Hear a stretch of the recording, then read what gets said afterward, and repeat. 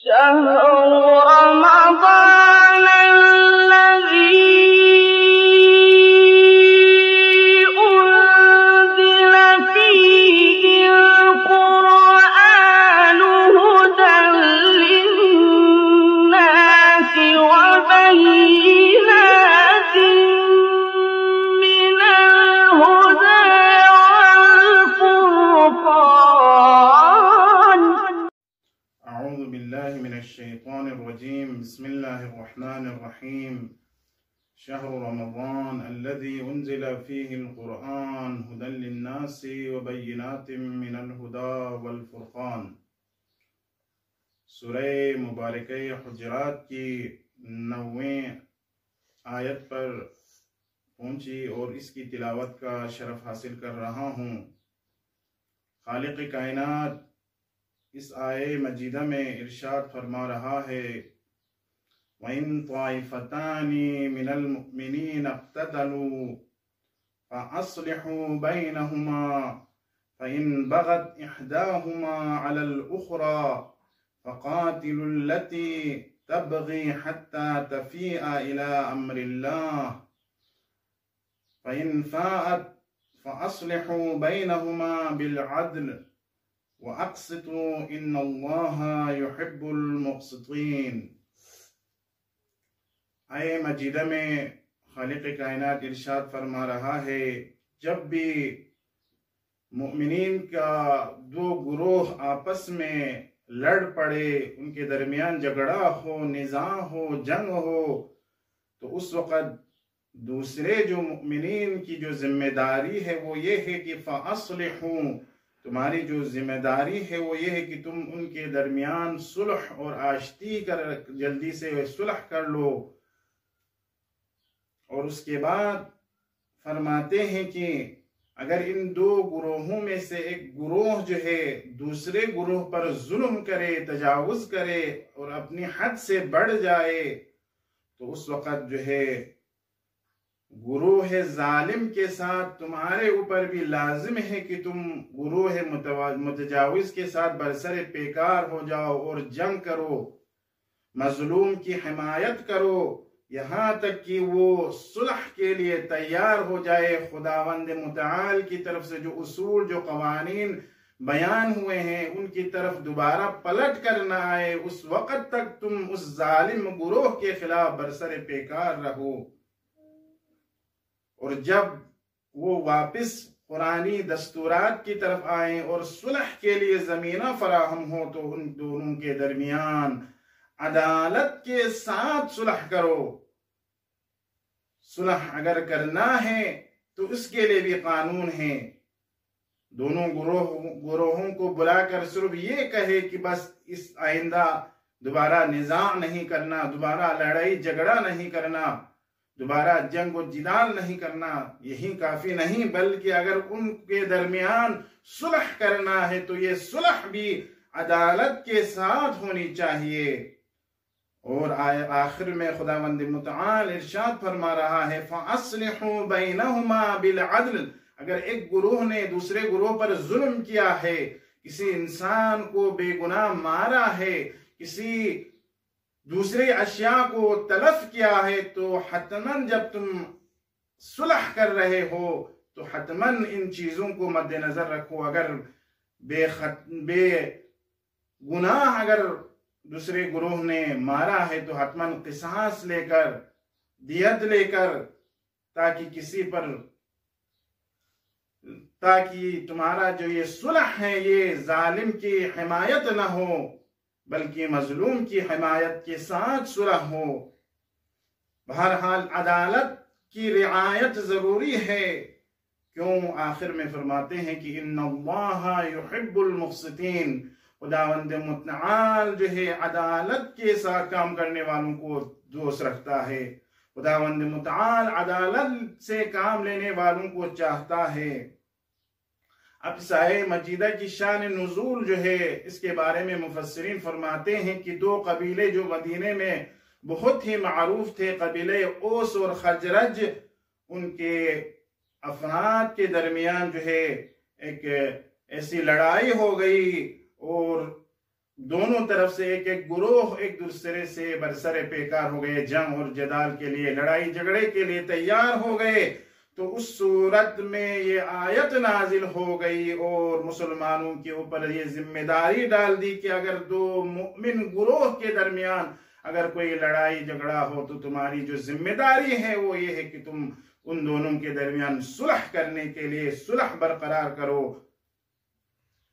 اور ساتھ ساتھ یہ بھی بیان کیا ہے کہ بعض مفسرین نے انصار میں سے 2 نفر کے درمیان اختلاف پیدا ہوا اور لڑائی جھگڑے کی حد تک بات پہنچ گئی، اور ایک انصار نے کہا کہ میرا قبیلہ بہت بڑا ہے، میں تم سے طاقت کے زور پر جو ہے تم سے اپنا حق وصول کروں گا۔ دوسرے نے کہا کہ میں رسول خدا کے پاس شکایت لے کر جاؤں گا، رسول خدا ہم دونوں کے درمیان فیصلہ کریں گے۔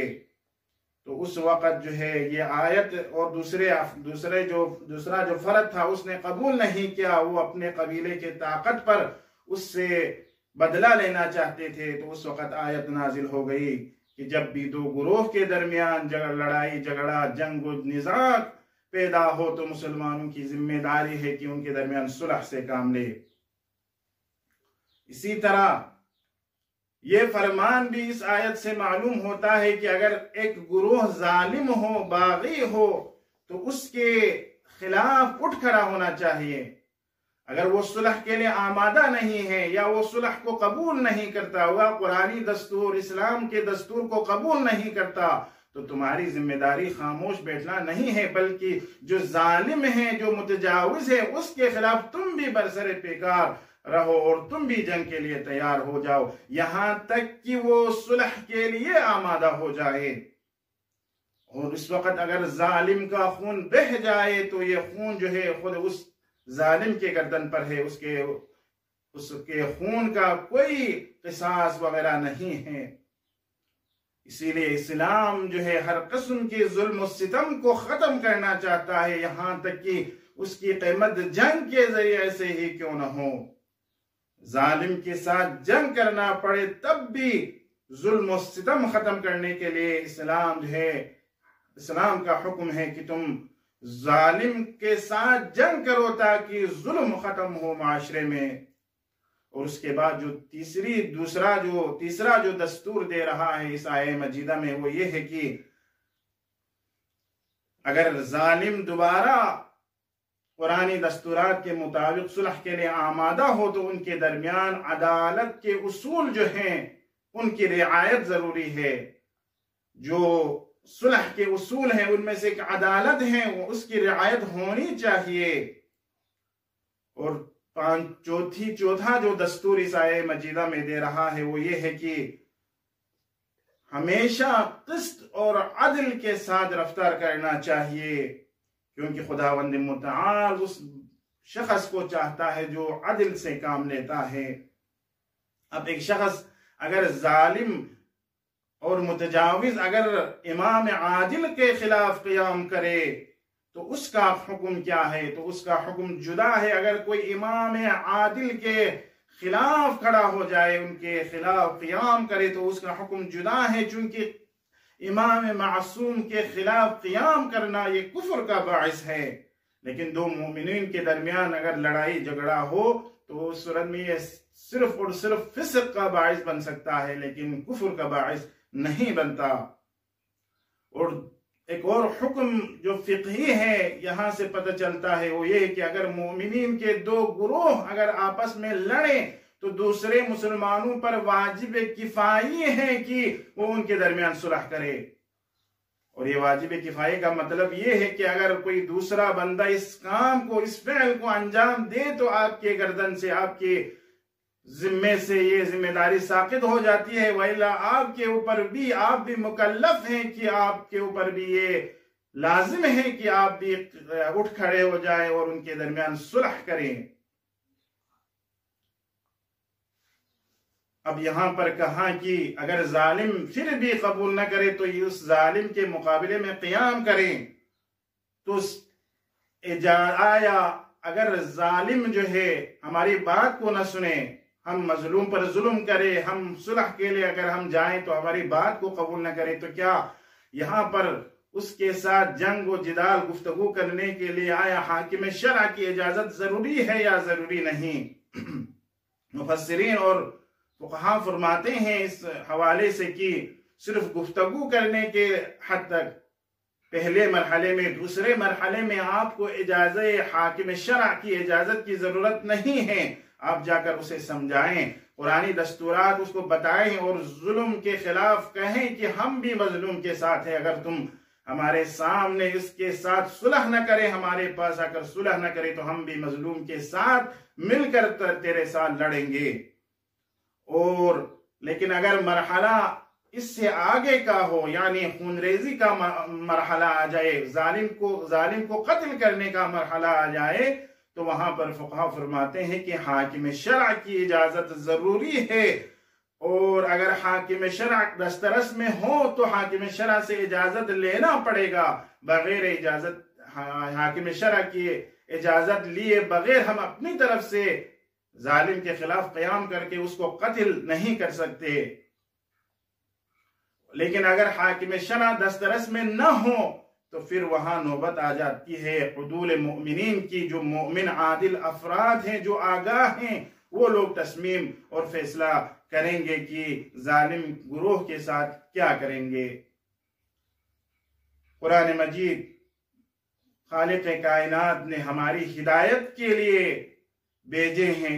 اس کتاب میں ہر زندگی کے ہر شعبے اور زندگی کے ہر زاویے کے حوالے سے ہمیں زندگی کرنے کا سلیقہ قرآن مجید ہمیں بتاتا ہے، چاہے اجتماعی ہو، چاہے انفرادی ہو، چاہے سیاسی میدان میں ہو، چاہے اقتصادی میدان میں ہو، ہر حوالے سے قرآن ہمیں اچھے طریقے سے زندگی کرنے کا دستور ہمیں دیتا ہے اور سلیقہ ہمیں سکھاتا ہے۔